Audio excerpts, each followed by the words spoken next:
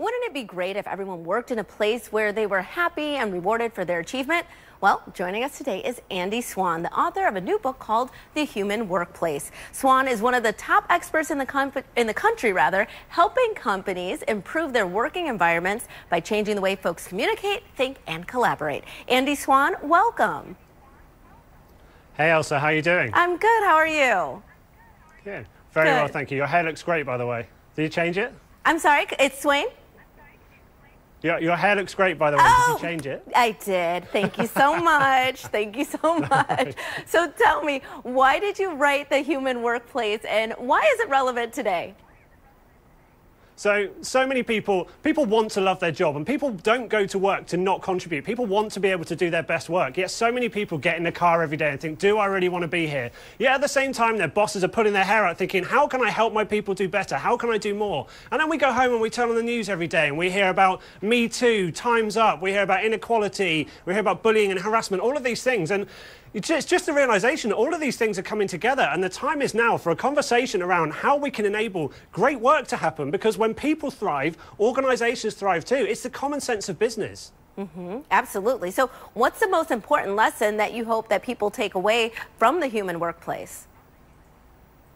The most important lesson is that people first is the key to success. You know, people enabled to do a great job. If a company gives the person the platform to do their best work every single day, whether that's through the environment they have, the tools they have to do the job, or respecting them, or recognizing their contribution, all of these things enable success. And that's a really clear message. You know, I went into some of the biggest companies in the world, so Fortune 50 companies, and we looked at how they're enabling people, how they're using data to enable people, how they're creating the environment for people to contribute and thrive. And when they do that, it creates real success. And so I just wanted to give people a toolkit that any business can use to take this kind of thing forward. So what are some tangible things that businesses can do so that they can help these employees do their best work? You sort of named a couple there, but is it working outside? Is it changing, who they collaborate with? What do they do?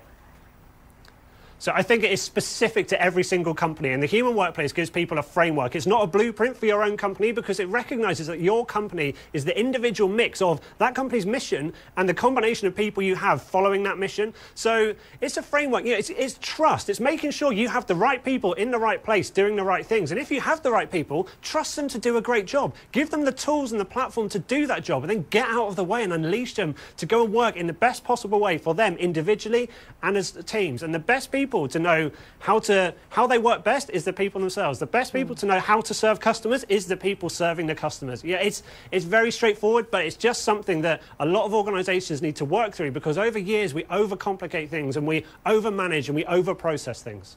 You talk a lot in the book about that importance of human connection. Why is that so important, that connection and that communication?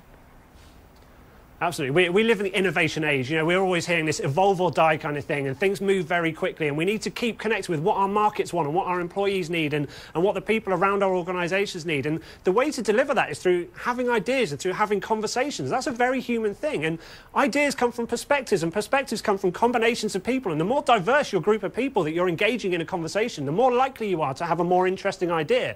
So enabling human connection and communication is just that, giving people respect to be themselves and connecting them in as many different ways as possible and allowing them to contribute. And in this day and age, though, we can't get away from technology, but you say that there is a better way to promote technology to promote that communication and empower people, right? Oh, completely. You probably have a smartphone very close to your person right now. The fact we're talking is that link up of technology. It brings people together. We need to use technology as an enabler for better things, not as a replacement. Email has its place, but when we're hiding behind it instead of talking to people, it doesn't serve a purpose. So connecting, getting access to data, being human is helped by technology, and we need to use it for that. Amazing. Thank you so much for your time. Real quick, where can people get this book?